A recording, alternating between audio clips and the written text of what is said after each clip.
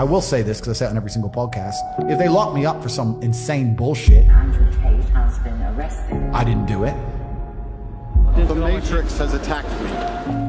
If I carry on with the trajectory I'm carrying on, they're going to put me in jail because I'm too influential.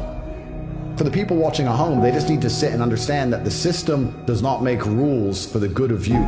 It makes rules for the good of the people who make the rules. And a lot of the life paths laid out to the average man at home today is not for their own good. It's only going to lead them to depression and misery. Do you think you're a force for good? I absolutely not really know I'm a force for good because I'm a force for truth. And truth is a good thing. Without truth, we're going to end up in absolute tyranny and slavery, and we're already on our way there.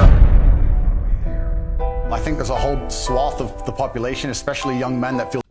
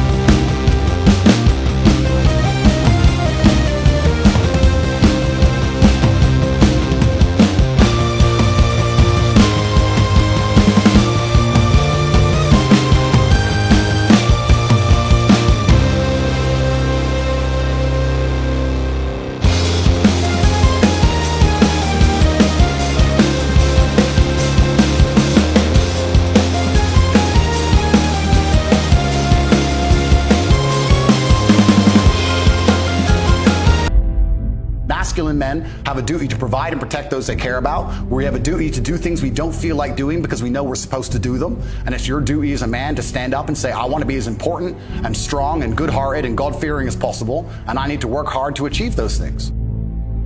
If you cannot control your own mind, then you are just a feather in the wind of life. Because your own mind is the only thing you can control. You can't control the weather. Right. You can't control other people. You can't even control whether your heart stops beating. You might have a heart attack tomorrow. You can't control anything besides what you think. There's no such thing as too much masculinity if it's genuinely masculine. Genuine masculinity is not out here to hurt people. It's absolutely the opposite. It's out here to protect. And when bad things happen, they call traditionally masculine men. If you need a firefighter, you need a masculine man. When you call the police because of the problem you have, you want masculine men. And as soon as a woman or a man is in trouble, when you look for backup, you look for masculine men. And masculine men have a duty to provide and protect those they care about. We have a duty to do things we don't feel like doing because we know we're supposed to do them. And that's why we stayed in the Titanic and died.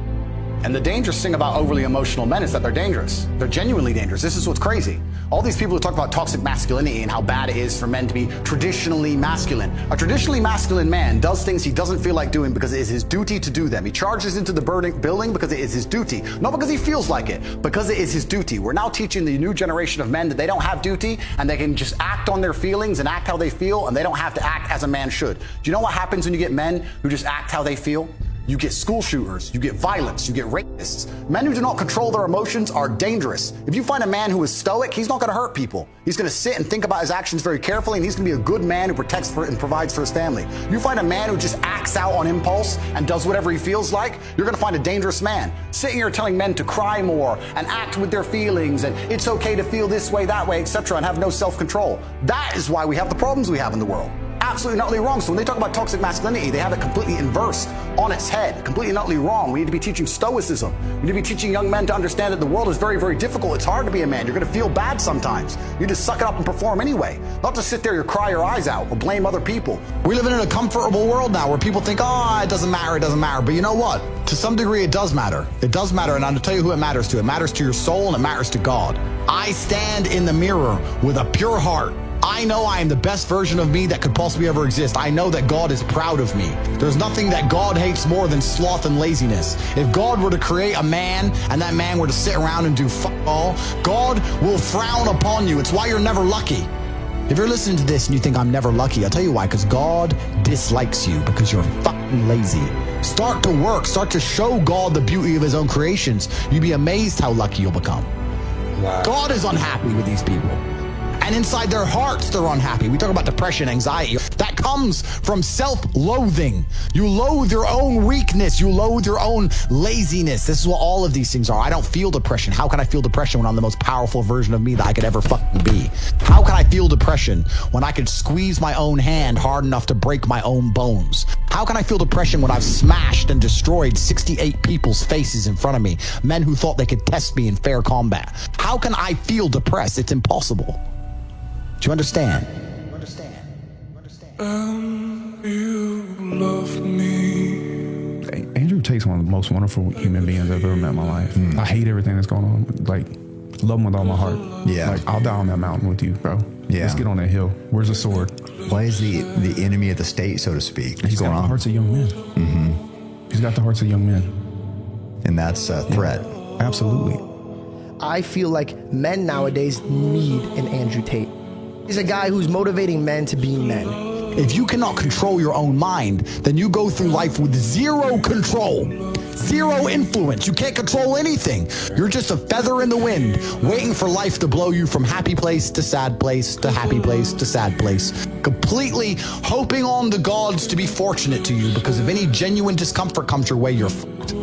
Because everybody's fucking distracted.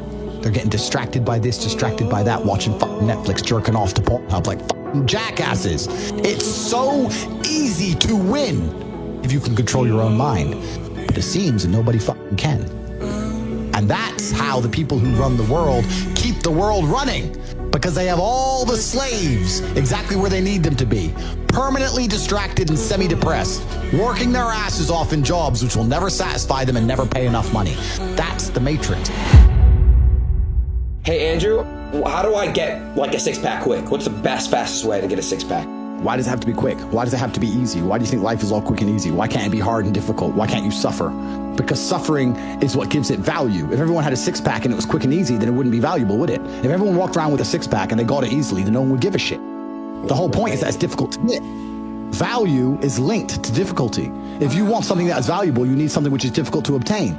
The fact that you just said you wanted it quick and easily shows that your whole mental model is fucked. You shouldn't be thinking about quick and easy. You should be thinking about hard, suffering, pain, going through it. That's what you should be thinking about. This is going to be hard, but I'm going to do it anyway. Because when it is done, then everyone's going to know that I went through something difficult. Why do you want it to be quick and easy? You're Don't right. you understand how it defeats the your mind is? It defeats. Your mind is broken. Your mind is broken.